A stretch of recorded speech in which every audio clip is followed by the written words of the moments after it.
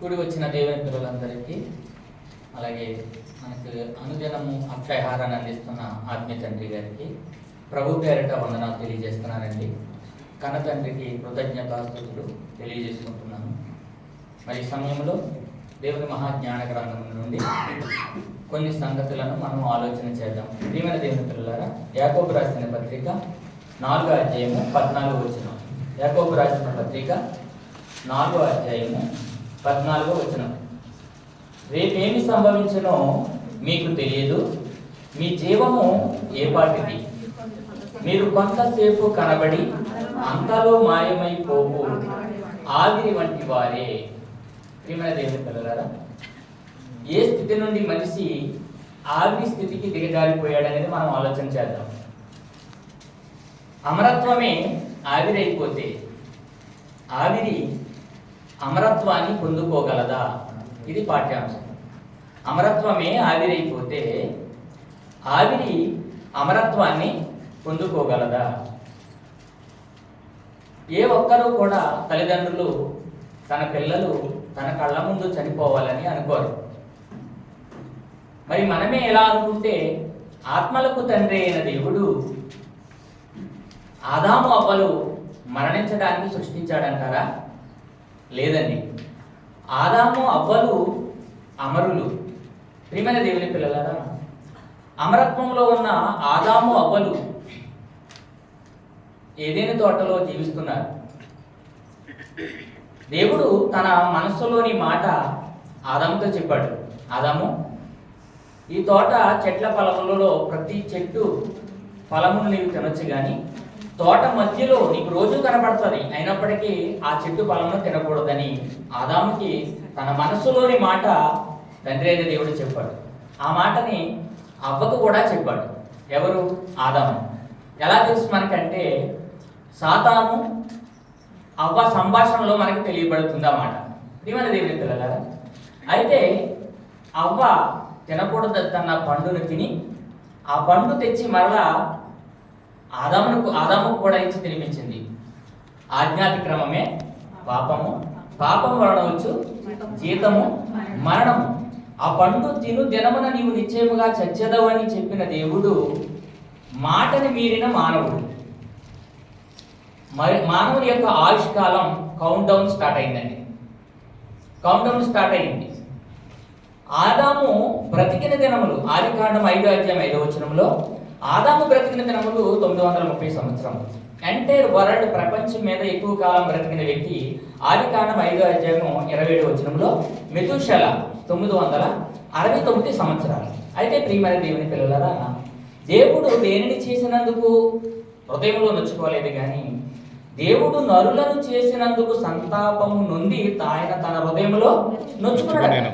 ఎందుకంటే వీళ్ళు చేస్తున్న అక్రమములు, వీళ్ళు నడుస్తున్న నడవడి దేవునికి ఇష్టం కాలేదు. అప్పుడు ఆదికాండం 6వ అధ్యాయం 3వ వచనంలో అంటాడు, అప్పుడు యెహోవా నా ఆత్మ నరులతో ఎల్లప్పుడూ వాదించదు, వారు తమ అక్రమము విషయంలో నరమాత్రులై ఉన్నారు, అయినను వారి దినములు 120 సంవత్సరములు. 120కి పడిపోయింది. ఏమండి, అమరత్వంలో ఉన్న మనిషి సగటు కాలం ఈ సంవత్సరం నుండి 120 సంవత్సరాలకు పడిపోయింది. ప్రియమైన దేవుని పిల్లలారా, కీర్తన గ్రంథము దైవజనుడైన మోషే ప్రార్థనలో మన యొక్క ఆయుష్కాలాన్ని వ్యక్తపరుస్తున్నాడు. ఏమంటున్నాడు చూడండి. మోషే గారు తన ప్రార్థన ద్వారా మానవాళి ఆయుష్కాలాన్ని ఎలా తెలుపుతున్నాడు?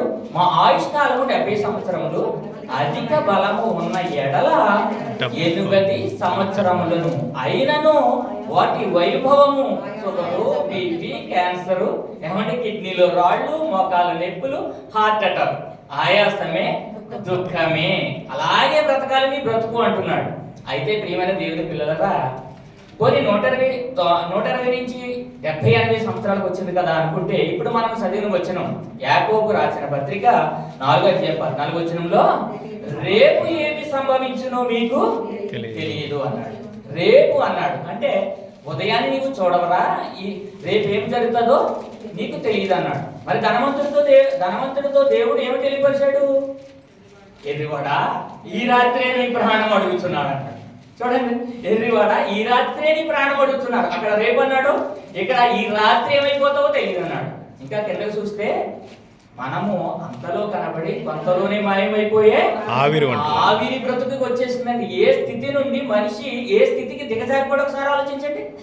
అమరత్వంలో ఉన్న మనిషి బ్రతుకు కాస్త ఆవిరి స్థితికి దిగజారిపోయింది. ప్రియమైన దేవుని పిల్లలారా ఆలోచించండి. మరి ఈ ఆవిరి అమరత్వాన్ని పొందుకోగలదా? అమరత్వమే ఆవిరైపోతే మరి ఈ ఆవిరి మరలా అమరత్వాన్ని పొందుకోగలదా? ఆలోచించండి. సమాజం లోకం ఏమంటుందంటే సస్తే ఏ గొడవ లేదు, సస్తే ఏ బాధ లేదు, పుట్టే ప్రతి వాడు సస్తాడు రా అంటున్నాడు. అంటే సస్తే ఏ గొడవ లేదంట, సస్తే ఏ బాధ లేదంట. మరి ఏ బాధ లేకపోతే మనకి ఈ జీవితకాల ఉపవాసం దేనికి? ఏమంటే ఈ జీవితకాల ఉపవాసం మనం ప్రియమైన దేవుని పిల్లలారా మనం ఎర్రోళ్ళమా? ఆలోచించండి. ప్రియమైన దేవుని పిల్లలారా సస్తే ఏమవుతుందో ఎవరు చెప్పాలి? సస్తే ఏమవుతుందో ఎవరు చెప్పాలి అని అంటే జీవగ్రంథం చేత పట్టిన మనమే చెప్పాలి. ఎప్పుడు? మరణం తర్వాత బ్రతుకు ఎలా ఉంటుంది అనే విషయం. ప్రియమైన దేవుని పిల్లలారా క్షయత అక్షయతను, మట్టి దేహం మహిమ రూపాన్ని, ఆవిరి అమరత్వాన్ని పొందుకోవాలి అంటే ప్రపంచ మానవాళి పాప ప్రక్షాళనకై అమరత్వములో నుండి అవనికి ఏతించిన అమరత్వంలో నుండి అవనికి ఏతించి మరణపు ముళ్ళును విరిచి మూడవ దినాన మృత్యుంజయుడై తిరిగి లేచిన మన యేసు క్రీస్తు ప్రభువులు వారే మనకు దిగ్గండి. ఆయనే మనకు దిక్కు. ఒకనాడు అమరత్వంలో ఉన్న ఆయన ఎవరి మీదకి ఎందుకు వచ్చాడంటే ఆవిరి లాంటి నీ బ్రతుకును మార్చడానికి. ప్రియమైన దేవుని పిల్లలారా నీకు నాకు అమరత్వాన్ని ఇవ్వడానికి ఆయన ఈ భూమి మీదకి అరుదించాడు. అందుకే అంటాడు ఆయన నేనే మార్గము, నేనే సత్యము, నేనే జీవము, నా ద్వారా తప్ప అమరత్వములో ఉన్న తండ్రి దగ్గరికి ఎవడు కూడా చేరలేడు అంటున్నాడు. ప్రియమైన దేవుని పిల్లలారా 1 తిమోతి 6:16 మొదటి తిమోతి 6:16 సమీపింపరాని తేజస్సులో ఆయన మాత్రమే వహించుచు అమరత్వము గలవాడై ఉన్నాడట. అమరత్వము గలవాడై ఉన్నాడట. ఎవరు? తండ్రి అమరుడు. ఆదాము అవ్వలు కూడా అమరులే. అయితే అమరత్వాన్ని కోల్పోయి ఆవిరిగా మారిపోయింది జీవితం. ప్రియమైన దేవుని పిల్లలారా ఆ అమరత్వములో ఉన్న తండ్రి దగ్గరికి వెళ్ళాలి అంటే మనకి ఎవరు దిక్కు? ఆలోచిస్తే 1 యోహాను 5:11-13 ఉంటుందండి. మనం 11 మాత్రమే చూద్దాం. 1 యోహాను 5:11 ఆ సాక్ష్యం ఏమనగా దేవుడు మనకు నిత్య జీవము దయచేసెను. దేవుడు మనకు నిత్య జీవము దయచేసెను. అమరత్వం అంటేనే నిత్య జీవము. అంటే అమరులు అంటే మరణమును చూడనటువంటి జీవితం. దేవుడు మనకు నిత్య జీవం దయచేశాడట. ఇంకా కింద చూసినట్లయితే ఆ జీవము ఈ జీవము ఆయన కుమారుని యందు ఉన్నది అంట. చూసారా? ఎవరి యందు ఉంది? ఈ జీవము ఆయన కుమారుని యందు ఉందంట. ప్రియమైన దేవుని పిల్లలారా అందుకనే ఆయన అన్నాడు నేనే మార్గము, నేనే సత్యము, నేనే జీవము, నా ద్వారా తప్ప అమరత్వంలో ఉన్న తండ్రి దగ్గరికి నీవు రాలేవురా అని. ప్రియమైన దేవుని పిల్లలారా ఆలోచించండి. మరి అమరత్వాన్ని పొందుకోవాలంటే ఏం చేయాలి? ఏమండి చెయ్యొద్దన్న దానిని చేసి ఏమండి అమరత్వాన్ని ఆవిరి రూపానికి మార్చుకున్నాడు. మరి చెయ్యమన్న దానిని చేసి ఈ ఆవిరి రూపాన్ని కాస్త అమరత్వంలోనికి మార్చుకోలేమా అంటే మార్చుకోగలం. ప్రియమైన దేవుని పిల్లలారా క్రైస్తవులకి బైబిల్ పట్టుకున్నారన్న మాటే గాని దేవుడు ఏది చేయమన్నాడో ఏది చేయొద్దన్నాడన్న జ్ఞానం, ఇంగిత జ్ఞానం అంటారట కొంచెం కూడా లేదు. దేవుడు ఏదైతే చెయ్యొద్దంటాడో అదే చేస్తాడు, ఏదైతే చెయ్యమంటాడో అది చేయడు. ప్రియమైన దేవుని పిల్లలారా మరి చెయ్యొద్దన్న దాన్ని చేసి అమరత్వాన్ని కోల్పోయి ఆవిరిగా మారిపోయిన మనిషి చెయ్యమన్న దానిని చేసి కోల్పోయిన అమరత్వాన్ని మరలా పొందుకోగలరు. మత్తయి సువార్త 19:16 ఇదిగో ఒకడు ఆయన యొద్దకు వచ్చి బోధకుడా నిత్య జీవము పొందుటకు నేనే మంచి కార్యములు చేయవలెను,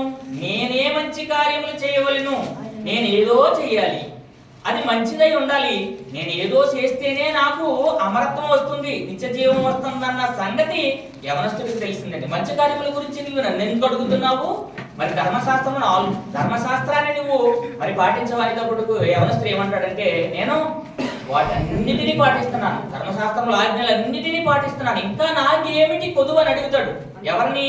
అమరత్వాన్ని ఇవ్వగల సమర్థుడినే అడుగుతాడు ఈ మాట. అయితే ప్రియమైన దేవుని పిల్లలారా, నీకు ఒకటి కొదువైనది, నీ ఆస్తి మీ వేదలకి, అంత మాత్రాన నీకు అమరత్వం వచ్చేది.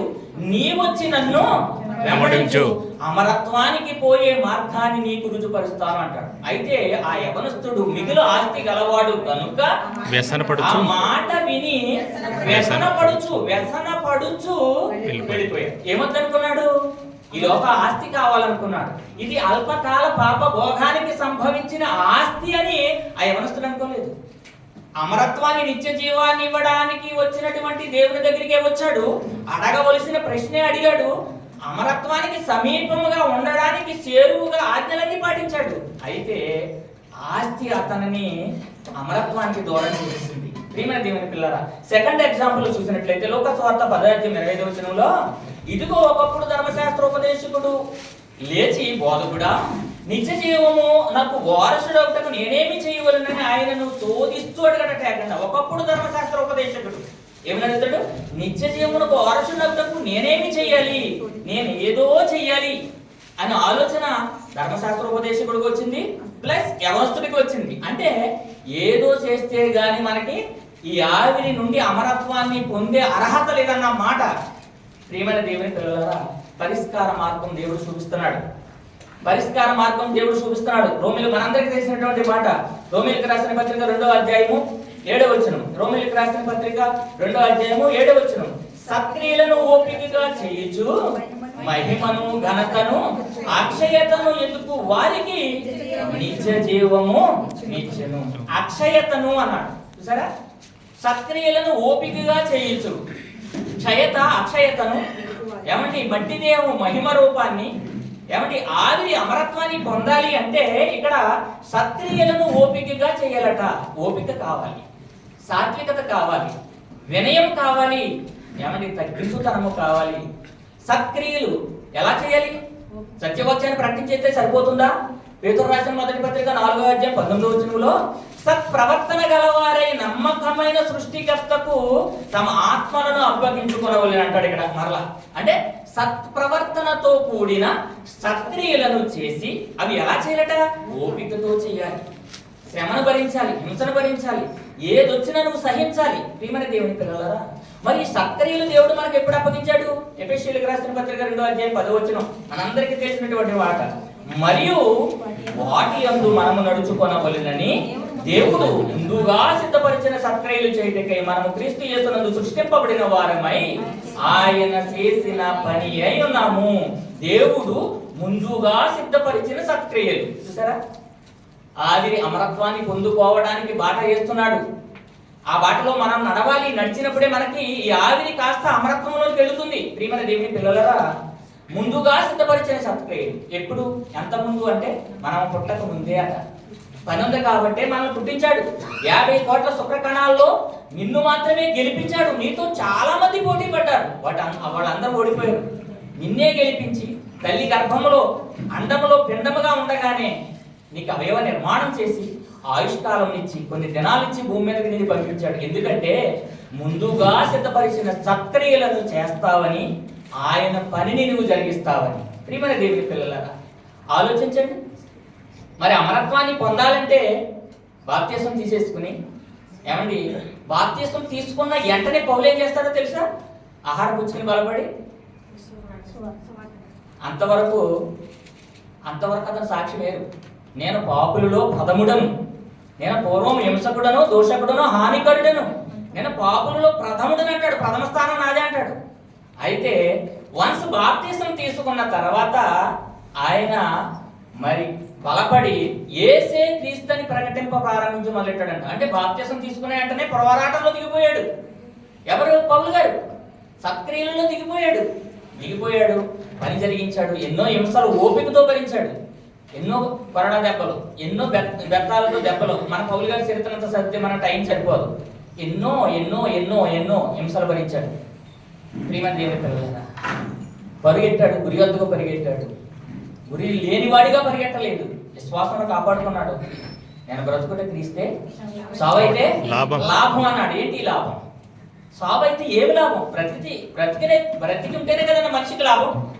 బ్రతుకుంటేనే వ్యాపారం చేస్తే లాభం, బిల్డింగ్లు కట్టి రెంట్లకి ఇస్తే లాభం, ఏమండి రియల్ ఎస్టేట్ చేస్తే లాభం, ఏమండి ఇవన్నీ లాభం బ్రతుకుంటే మనిషి చేస్తే. మరి చనిపోతే లాభం ఏంటి? ఏ లాభాన్ని పౌలు గారు ఆస్వాదిస్తున్నాడు ఆలోచించండి. ఏ లాభం? నిత్య జీవం. అదే అమరత్వం.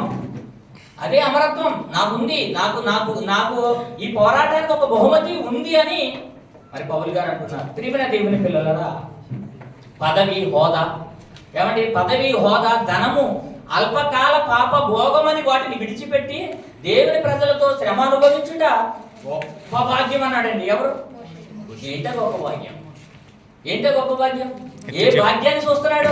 ఇక్కడ పదవి ఉంది, ధనం ఉంది, హోదా ఉంది, అన్ని ఉన్నాయి. ఇవన్నీ అల్పకాలం అన్నాడు. అంటే ఆవిరి బ్రతుకు లాంటి ఈ బ్రతుకులో ఇవి ఎంతకాలం? కొంతకాలమే. ఇవి కాదు నాకు కావలసినది.